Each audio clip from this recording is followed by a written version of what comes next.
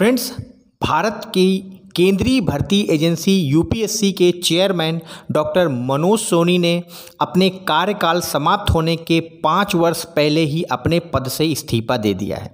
दोस्तों, आज के इस वीडियो में यूपीएससी से संबंधित जितने भी महत्वपूर्ण जानकारी बन सकती है मैं आपको इस वीडियो में देने वाला हूं।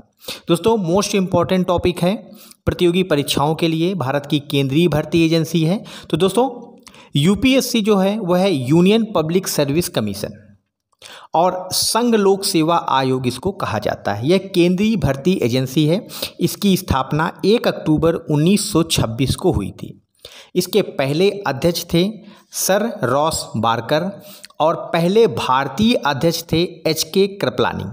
इसका कार्य है दोस्तों, भारत में ग्रुप ए और ग्रुप बी के कर्मचारियों की नियुक्ति, केंद्रीय कर्मचारियों की नियुक्ति यह करता है। संघ लोक सेवा आयोग के संविधान में दोस्तों क्या प्रावधान है?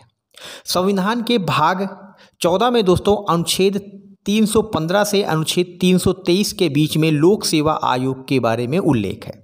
यूपीएससी एक स्वतंत्र संवैधानिक निकाय है। अनुच्छेद 315 में यूपीएससी के गठन और संरचना की चर्चा की गई है। अनुच्छेद 316 में इसके अध्यक्ष और सदस्यों की नियुक्ति का वर्णन है कि कैसे इनकी नियुक्ति होगी। अनुच्छेद 317 में अध्यक्ष और सदस्यों को हटाने का प्रावधान है। वहीं पर अनुच्छेद 320 में लोक सेवा आयोग के कार्यों का भी वर्णन है। दोस्तों, यूपीएससी के सदस्यों की नियुक्ति, कार्यकाल और उनके पद त्याग से संबंधित कुछ महत्वपूर्ण जानकारी, जैसे कि जो यूपीएससी के अध्यक्ष और सदस्य होते हैं उनकी नियुक्ति राष्ट्रपति के द्वारा की जाती है और इनका जो कार्यकाल है वह 6 वर्ष का होता है या फिर उनकी 65 वर्ष की आयु तक। यूपीएससी के अध्यक्ष और सदस्य दोबारा नियुक्त नहीं होते, यानी पुनः नियुक्ति के पात्र नहीं होते हैं। अगर यूपीएससी और यूपीएससी के सदस्य अपना त्याग पत्र देना चाहें तो दोस्तों वह राष्ट्रपति को लिखित त्याग पत्र दे सकते हैं।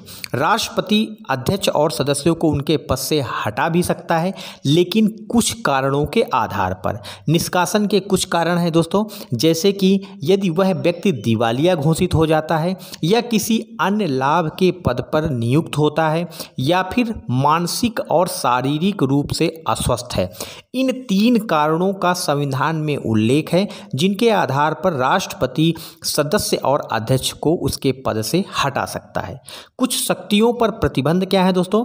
अध्यक्ष और सदस्यों की नियुक्ति के पश्चात उनकी सेवा शर्तों पर कोई भी संशोधन नहीं किया जा सकता, यानी एक बार नियुक्ति हो गई तो उनकी जो सेवा शर्तें हैं उन पर कोई भी संशोधन नहीं किया जा सकता है।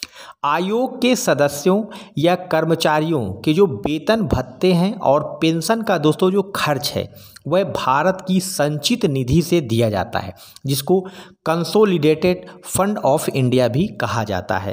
भारत के राष्ट्रपति को आयोग द्वारा दोस्तों एक वार्षिक रिपोर्ट दी जाती है और भारत का राष्ट्रपति इस रिपोर्ट को, जो वार्षिक रिपोर्ट यूपीएससी राष्ट्रपति को सौंपता है और राष्ट्रपति इसी रिपोर्ट को संसद के पटल पर रखवाता है। फिर इस पर विचार और चर्चा किया जाता है और संसद के द्वारा इस पर अपने विचार व्यक्त किए जाते हैं।